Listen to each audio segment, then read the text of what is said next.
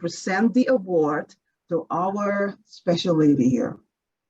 Thank you, Dr. Osiniri. My goodness, I feel these certificates are not enough to honor the women that we are hearing from today. But here we are. We are giving the HerStory Award of the Women's Federation for World Peace USA, recognizing Mrs. Donna Paige Riley on this day, September 3rd, 2022. We honor your exemplary work for etiquette, of expertly educating others on social etiquette and lending your voice to the right causes based on your journey of overcoming unimaginable challenges. We applaud your service to a community filled with love and compassion. Without further ado, the floor is yours.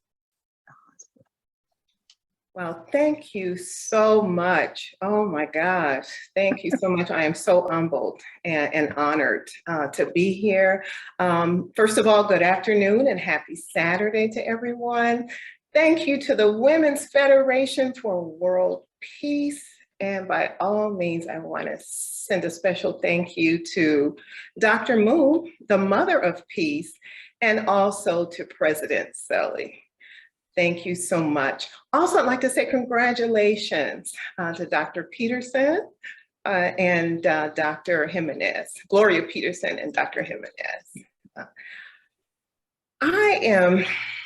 My personal life mission is to make the world a polite place to live and to encourage and inspire. And anytime I'm preparing to speak, I usually go to God and say, God, give me what you want me to share, not necessarily what I want to share.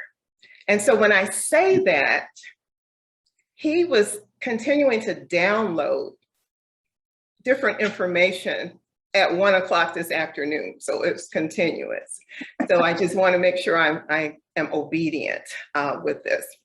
But when I think of the Women's Federation, I think of spreading peace and love is what this organization is about. And I have certainly felt that as well.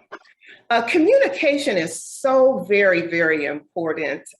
It is essential to my overall goal and mission, which is to make the world a polite place to live. And I'll just cover some of that, okay?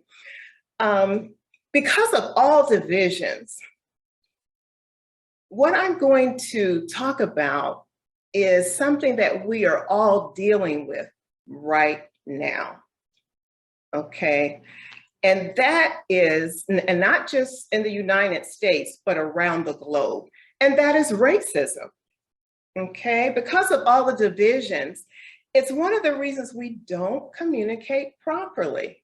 Our words hurt, and this is why I try to teach people how to communicate properly. This world was created for all of us to enjoy and live peacefully, okay? Diversity is so, so wonderful. And that's the beauty of living in this world. And we need to see each other as human beings and understand that ugly conversation hurts. That's why it's so important for me to teach how to communicate efficiently and effectively with one another. Tragically, we have misconceptions about what we are supposed to be doing here, and each one trying to take precedence over the other. And what we have done is thrown the world into a tumultuous asylum. Warring fractions here and there, people not understanding what's important, which is diplomacy, the art of dealing with people in a very sensitive and effective way.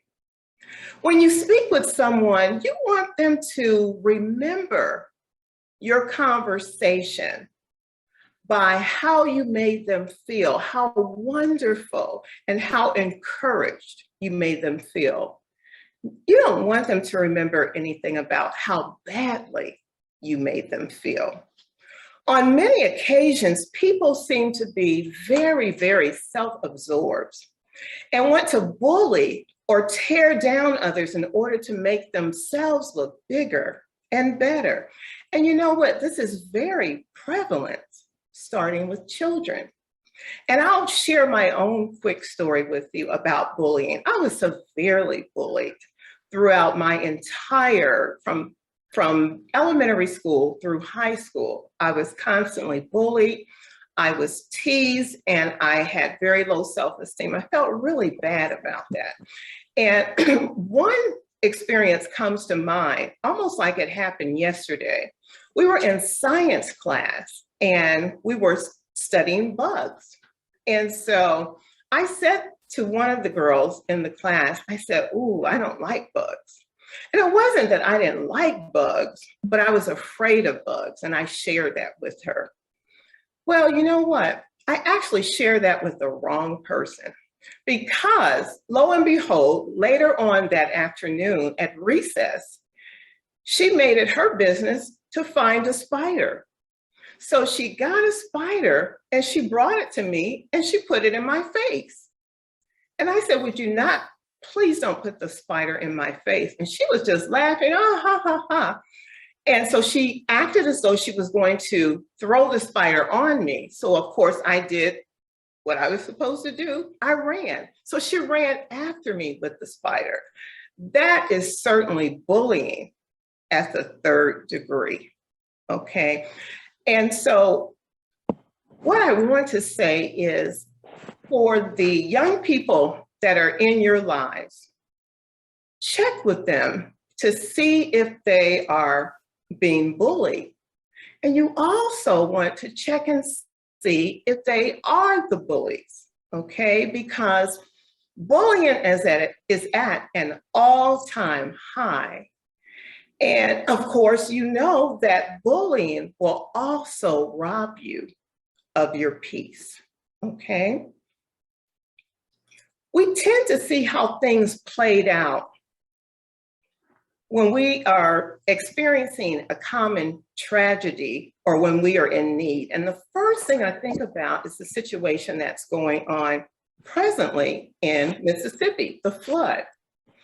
And so what happens is, you see, if you've seen any of the news clips, people need help, okay? And generally, you know, when there's a tragedy or when help is really, really needed, people have the tendency to come together. So it doesn't really matter the race, the creed, the age, people come together.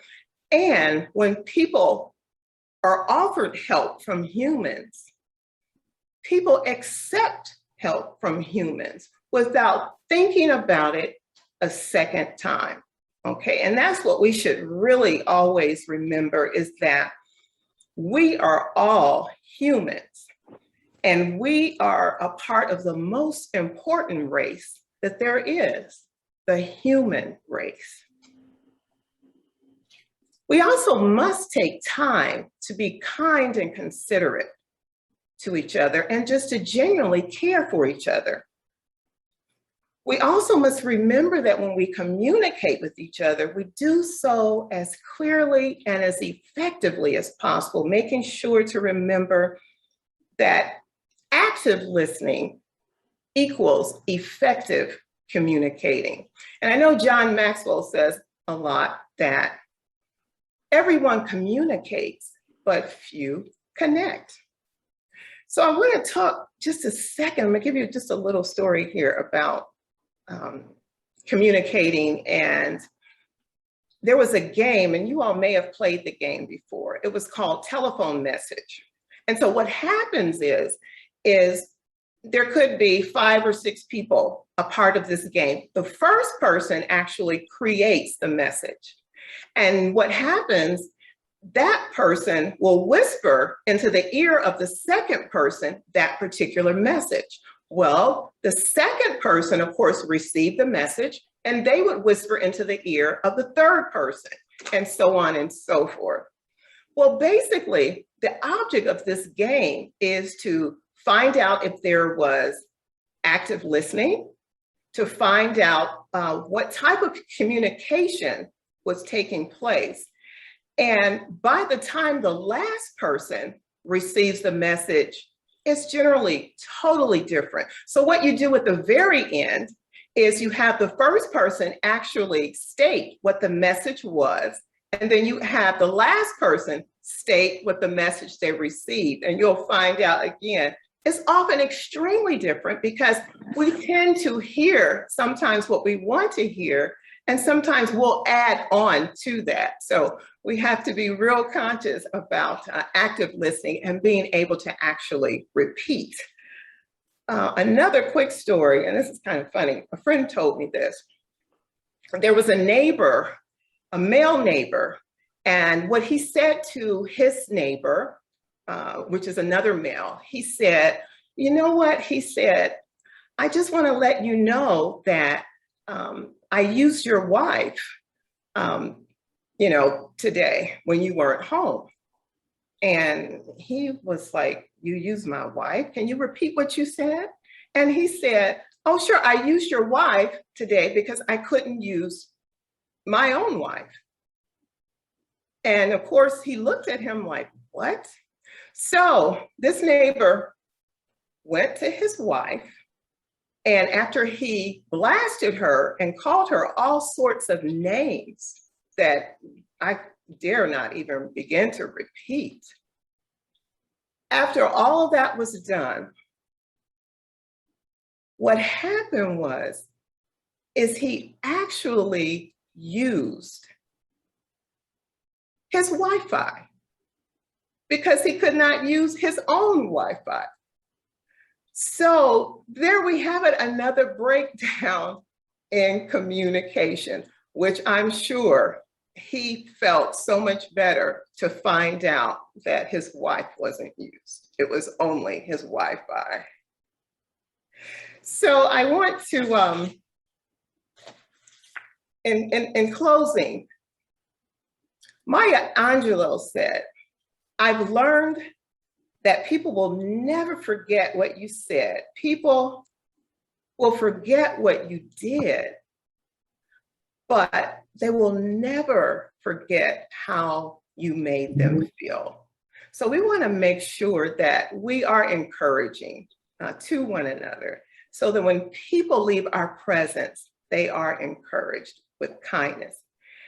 And I usually like to end by saying, feel good about yourself, be considerate of others, and be the best you can be. And I say that in that particular order for this reason. If you do not feel good about yourself, more than likely, you're not going to be as considerate of others.